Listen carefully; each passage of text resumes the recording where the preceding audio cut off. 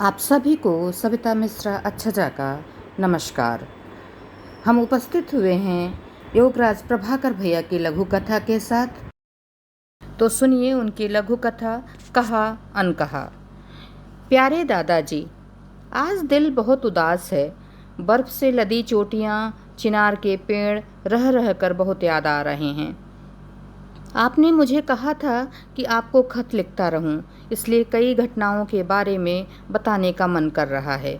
Train जब यहाँ पहुँची तो लंबे सफ़र के बाद भूख से परेशान था, इसलिए मैं अपना सामान उठाए बाजार में एक होटल पर पहुँचा।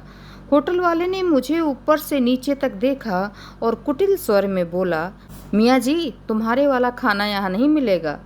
उसने मियाँ शब्द इस तरह चबा कर बोला कि वह मुझे जहर बुझे तीर की तरह महसूस हुआ। मैं कसमसा कर रह गया था। खाना खाकर जाने के लिए मुड़ा तो पीछे से होटल वाले की आवाज़ सुनाई दी, अबे छोटू, उसके जूठे बर्तन जरा रगड़ रगड़ रगड़ कर मांज लियो बे। बेगाना शहर, बेगाने लोग। मैं सिर्फ कड़वा घूंट पीकर रह गया था। उस दिन हॉस्टल के हाल में क्रिकेट का मैच देखा जा रहा था। जब हमारी तरफ का कोई आउट होता तो दर्जनों आंखें मुझे घूरने लगतीं। उस तरफ का कोई आउट होता तो मेरी तरफ देखकर भद्दे भद्दे इशारे होने लगते। दबी आवाज़ में बकी गई गालियाँ मुझ तक पहुँच रही थीं। बाकी सब मैच का आनंद लेते रहे, मगर मैं अपने कमरे में लेटा हुआ रात भर सुबकता रहा था। छुट्टी का दिन था। उस दिन कृष्ण भगवान का जन्मदिन मनाया जा रहा था। बाजार में बहुत चहल पहल थी। लोगों के चेहरे खिले हुए थे। मैं चौक वाले मंदिर के अंदर जाकर सब कुछ देखना चाहता था, मगर बाहर खड़े पुलिस वालों की जलती हुई निगाहों ने मेरे पाँव जकड़ लिए। लेकिन आज तो हद हो गई दादाजी।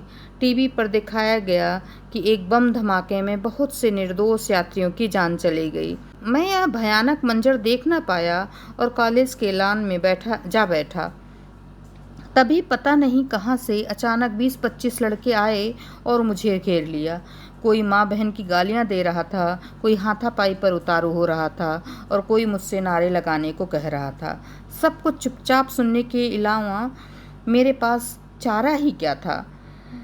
लेकिन जैसे ही उसमें से किसी ने मुझे तालिबान कहा तो लगा जैसे हजारों महीन से कांटे सीधे मेरे दिल में उतर गए हों। कभी कभी सोचता हूँ कि क्या सरहद पार वाले ठीक ही तो नहीं कहते।